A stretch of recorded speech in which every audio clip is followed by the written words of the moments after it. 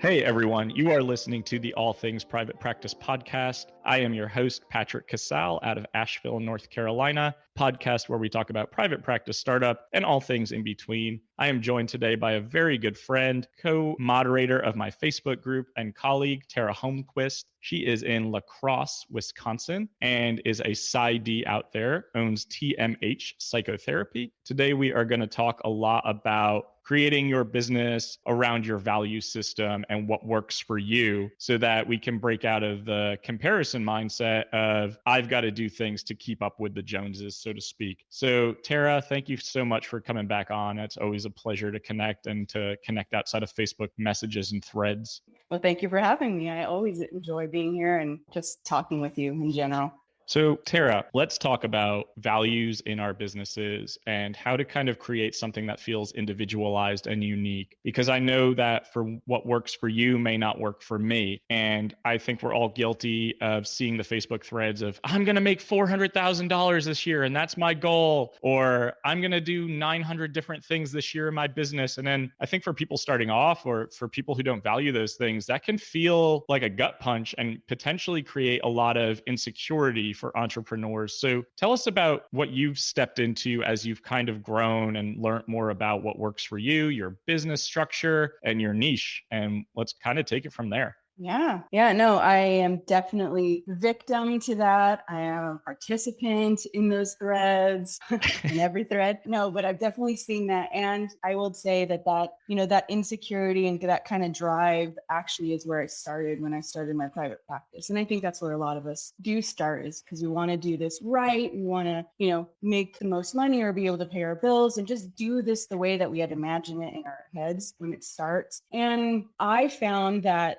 I would just get so insecure, so anxious around like the money stuff, the financial stuff, and like tying this like financial tie, I guess, to like my worth in the room, and it, when I was really thinking about like my niche, for example, and I want to talk a little bit about like my niche and the people I serve, because I actually created my business and my policies, procedures, all around this particular niche that I serve, which is attachment trauma, relational trauma. And so instead of sitting in the sort of insecurity around like, how much do I charge for this? Or like, can I, how about a no-show fee? And do I charge full rate for this? And do I take insurance? Do I not take insurance? I'm worth more than this. I have a doctorate, all of this, instead of sitting in that insecurity around that, I kind of stepped outside and realized, you know what, I think I'm talking outside of my own trauma here. Like, this is my own stuff. And if I start to build this business around trying to heal my own trauma, it isn't going to. So I actually started to turn it around and look at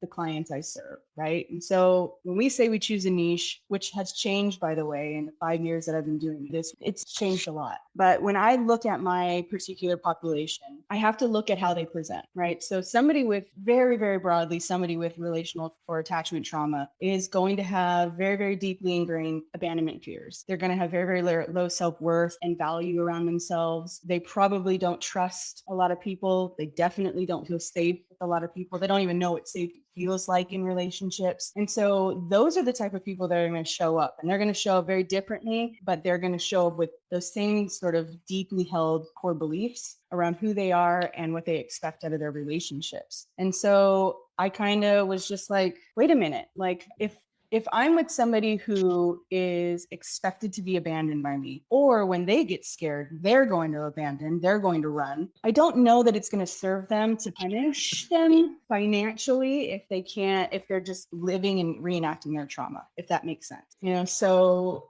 just sort of in a nutshell, I kind of was like, you know what, I want to rework the way, I collect fees, the way that I charge, my late or no shows. I want to do that in a way that actually speaks to the relationship rather than feeling like, oh, I'm not living up to my potential, or I'm not charging what I'm worth, or they're out to get me. The client is not out there to, it's not a mutual type of thing. It's sort of like me versus them type thing. And so I changed it. I changed it up, and now I have a pay what you can model. I don't charge any late or no show fees, and it's just kind of worked worked, and it's really built on and improved my relationships with my clients. There's a very, very deep sort of core belief of value, mutual respect, constantly having conversations around how they feel and how I make them feel in the room. And it's just something that's just worked for me. It's very different from what we typically, I think, talk about in these like Facebook groups. And when we're consulting with our colleagues is like, oh, you have a doctorate. Do you need to be charging, $100 million a session and charging for this and charging for that? And they don't show up. They don't care about you, blah, blah, blah. You charge them for that. And it just wasn't working for me. So I switched it up.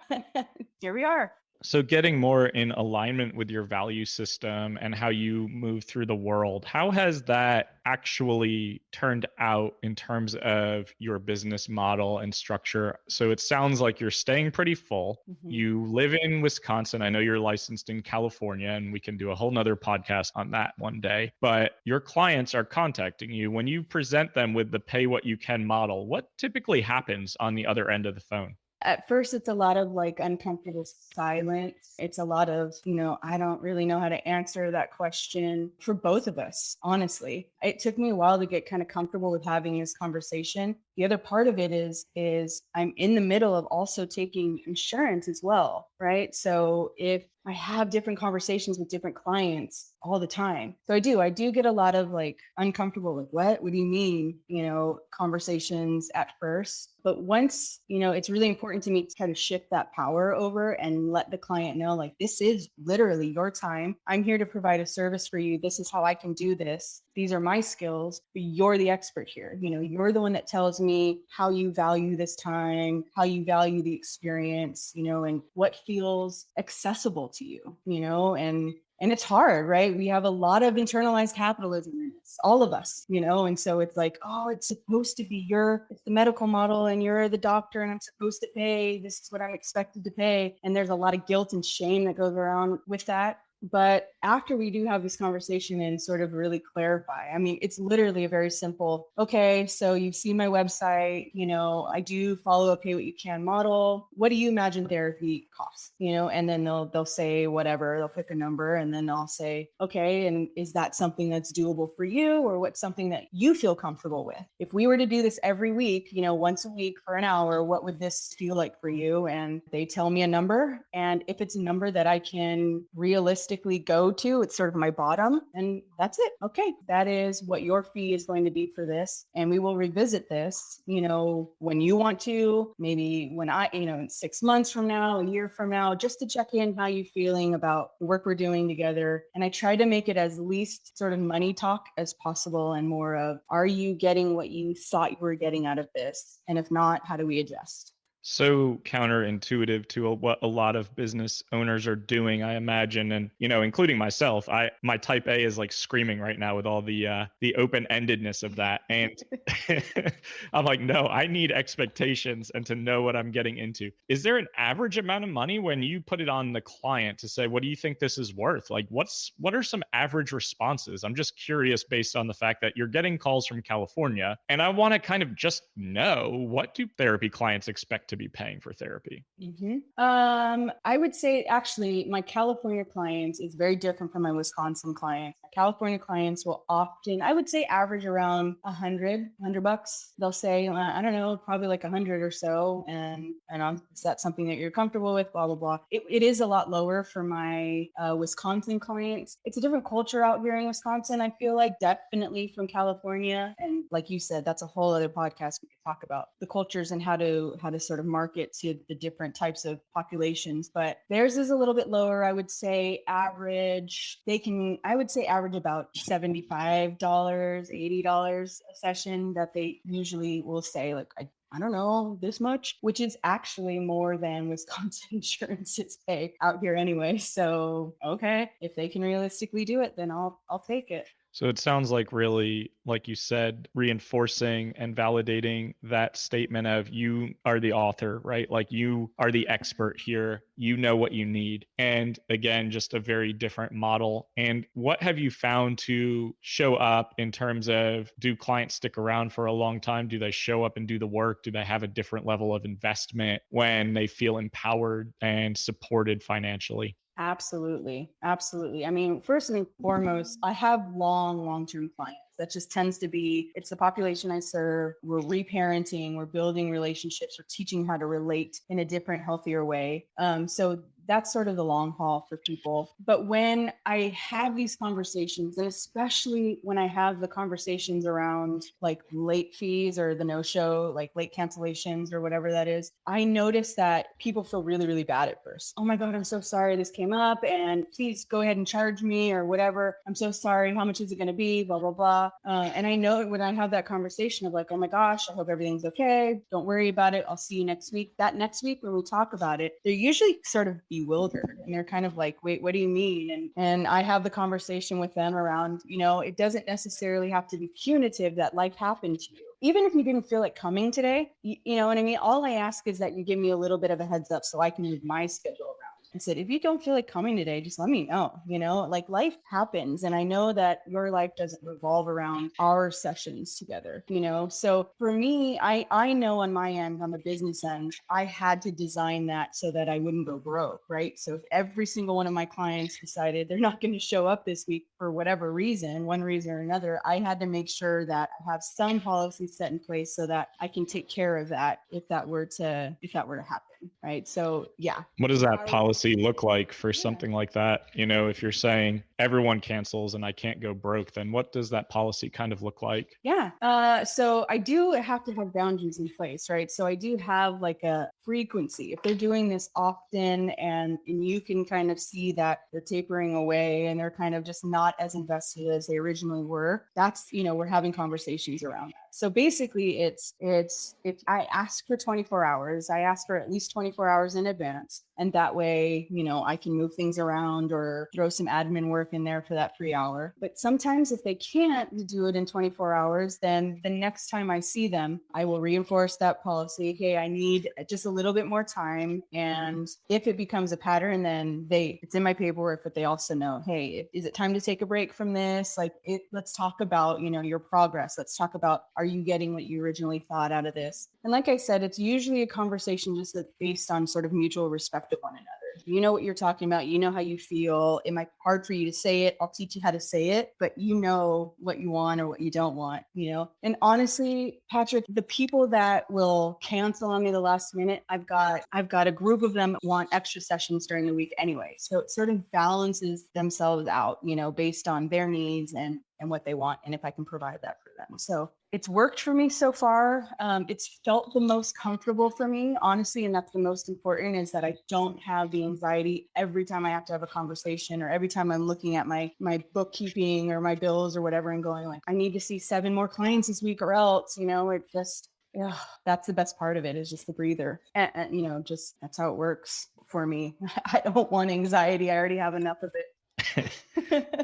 Yeah, I can certainly relate to that. One thing that comes up for me then is, it sounds like because your niche is around relational and attachment trauma, that if you notice someone's kind of being kind of inconsistent with their therapy and you get to process that in the next session, that is a good way to model healthy boundaries and expectations around time and being respectful to each other's schedules. And instead of handling that in a financial way, being much more inclined to approach that from a relational perspective and approach. Absolutely. Absolutely. And again, it's not something that I could make go on for, forever and ever and ever. It's, if this is happening in a way that's establishing a pattern, then yeah, the option to take a break, option to go bi-weekly or once every other month, that's always thrown out on the table. And if it's somebody that's just repeatedly still doing it, no, I want to come every week, but repeatedly doing this over and over again, then that is the time that I will say, I'm going to make the decision for us to take a little bit break right now. I want you to experience this, feel what this feels like, and then feel free to contact me in a little bit, next month or something like that to see what this feels like. And oftentimes they do, and sometimes they don't. They go, it's sort of a relief for them that I make the decision, which I'm mindful of,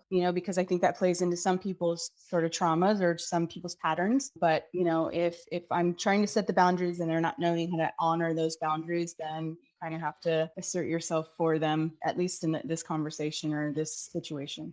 Yeah, I think that makes a lot of sense. So, really being the one to be able to model that behavior of we both need to show up for one another and order for this to work. And also, while simultaneously addressing attachment trauma, just recognizing that stuff comes up in therapy. It can create the desire to run or to just disappear or abandon. And holding that space consistently, it sounds like that really empowers your clients to know that although it's not comfortable or safe all the time, that the outcome is going to be consistent and it's not going to really change in one degree or another. Absolutely. Absolutely. One person in particular that I had this conversation with, when we switched from insurance to self-pay, I constantly remember, him feeling uncomfortable and feeling like, oh my gosh, it's so weird. I've never had this experience before where he was empowered to sort of make his own decisions. And once we and it took several sessions for us to kind of work through this. What's this feel like? And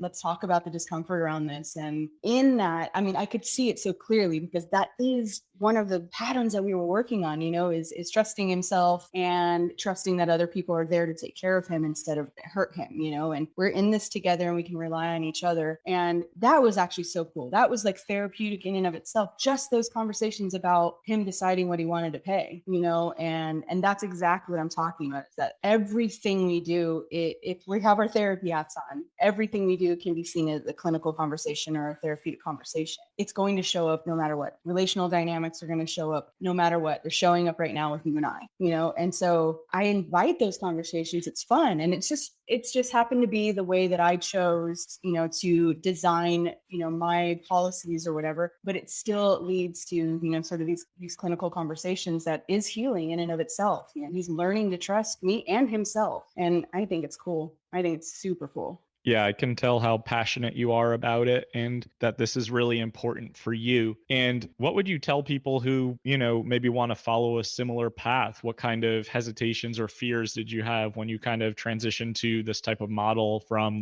this is my rate, this is my cancellation policy, and I'm pretty strict on this? I actually get this question a lot, and the insecurities are usually around, am I going to make enough money in the week or whatever? Am I going to make enough? And I really challenge people, and I had to do this with myself because, again, this is my own stuff that would come up, is that if I'm expecting people to trust me, then I have to trust them also, And so if we're already going in with the mindset that they're going to fuck with us some way, or they're not going to pay us, or they're just going to cancel on us or disrespect us, then that's how it's going to go, and that's how you're going to feel every time someone needs to cancel for sickness, for whatever. And so that's sort of the work that I've been doing as I've been changing in this model. And that's what I will tell people when they're kind of interested about it or they want to know more information, is really look at what your own stuff is around finances, what your own stuff is around what you do and how you view other people.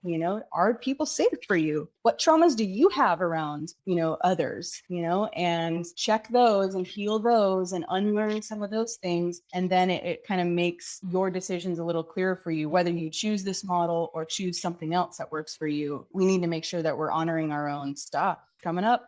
That's a great point. And it has me thinking about how I've experienced therapy on both sides of the couch and my own policies. And I do see a lot of people in different therapist Facebook groups, in terms of cancellation policies and fees and no-shows. And I respect everyone's decision to make their policies their own. But the one thing I do see a lot of is almost this slight, like they take it personally if the client doesn't show up or late cancels. And although I know our time is important, like timeliness and punctuality and structure are very important for me, I also don't look at it in that way, like the client is just out to get you or ruin your week or not show up for you. I think there's so many dynamics at play in terms of human behavior, and it is a good time to really have those conversations. And I've had to do that with my own clients because I used to work a lot with addiction, and clients don't show up in that world. And those are times where you just have to have really transparent conversations of, we're going to take a break, like you mentioned, because there are a lot of no-shows and late like cancellations, working with a certain population. And that allows you to then open up space for other clients who are maybe a little bit more ready to be there consistently. And I think that's really important too. And in terms of the like taking it personally, I think you're right, like really doing the work around this stuff, because you've heard me say you have to treat your business like a business, regardless if you're a helper. And I do believe you can do both, but I also do believe that you have to do the work in order to be in this field and be successful at it and have longevity and do your best work. Because I see a lot of people who get into this field to heal themselves through their work.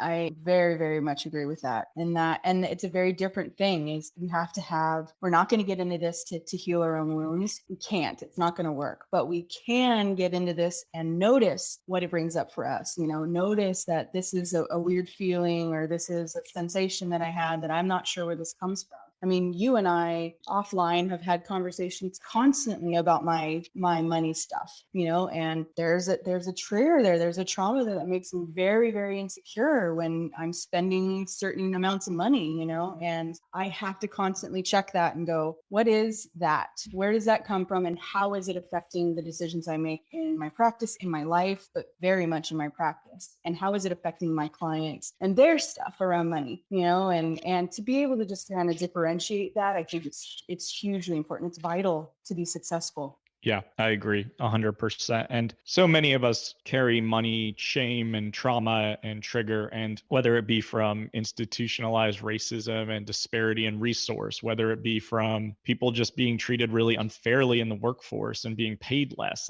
or if you grew up in poverty, if you moved around a lot, if you just never had security, and I think me developing a gambling addiction, money has been tricky for most of my life. It's a love-hate relationship, and it's very triggering.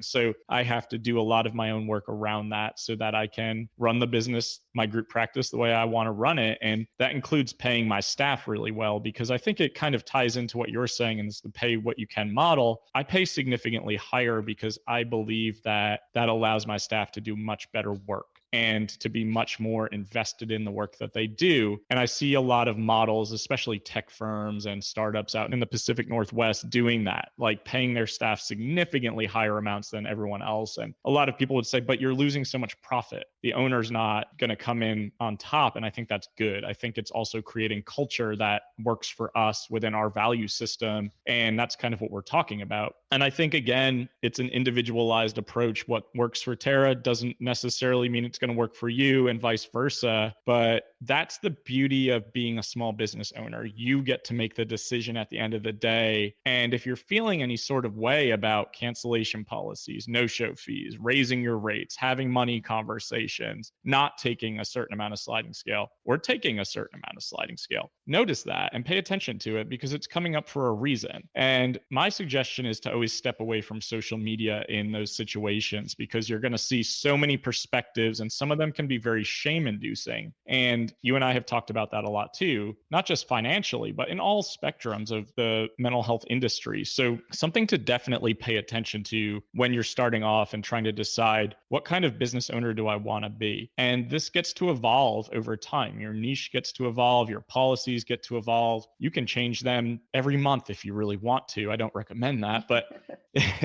you really do get to create this as you go, because I think we get into small business ownership and entrepreneurship because we want freedom and autonomy. I think that's always something that is an underlying value and desire for all of us. I poll a lot of people in our Facebook group, and that's always an answer, right? Autonomy, freedom, flexibility. And if autonomy, freedom, flexibility to you means reading more books, binge watching more TV, going on more hikes, but just having more time in your schedule, the money at the end of the day, provided you can pay your bills and keep the lights on, doesn't really matter that much. That's exactly right. Is our values don't have to be rooted in money all of the time. It is the thing that makes the world go round. I get it. We have to pay our bills, we have to live, we have to have our basic needs met. And also there are other ways to achieve what you're looking to achieve without making $5 million a year, and that's okay. You could be a phenomenal therapist. You could be the worst therapist ever. What you make at the end of the year has nothing to do with that at all, That's very true. And I think we associate our self-worth with what we make or how much we accomplish. I mean, I'm definitely guilty of the accomplishment piece, but I think we need to take a step back and re-examine what really drives us and what feels aligned within our value system and our beliefs. And it's nice to know that you're doing things differently and you feel very fulfilled in what you're doing and creating. And on a personal note, I know you just bought a house. I want to know, like, with the pay what you can model, how do you know or have any sort of tracking or consistency for your accountant at the end of the year so that you can do something like that? Well, I mean, I just use my typical spreadsheet that I've been using to track, expenses and things like that. It doesn't really affect anything other than in my head, I'm like, okay, this is what I need to make each month in order to take care of my responsibilities. My partner does his part and I do my part. And, I just have to make sure I get to that. So what does that mean for me? That means if every single one of my clients pays this amount of money, the lowest that they can pay, then I'll be okay. I need every single person. So that means if I have 20 clients on my caseload, which is way too much, by the way, 2022, it's going down, I promise. But if I have 20 people on my caseload and half of them cancel that week, the other half will make up for what the other half didn't, if that makes sense. So I'm always actually making a surplus I'm making profit every month, so it's just like, oh, I can use what my profit was last month to make up for maybe if I need to make up this month here, and it's really not been an issue. I mean, I would say I've been heavily in the pay what you can for like 6-7 months now, and I haven't seen a dip in anything. I haven't seen a drop. Obviously, I'm poor now because I just bought a house, but but I haven't really seen anything. And if not, I've seen an influx. I mean, we're still in the middle of a mental health crisis, so I'm still getting called constantly, and I'm just not worried. I don't know. Like I said, if I'm going all in with this idea of valuing and respecting the client in the way that I want to be valued and respected, then we're going to take care of each other. We're going to take care of each other. And that's more ways than just financially. It's okay. We're all in this together. We're all trying to figure this out, and we make it work.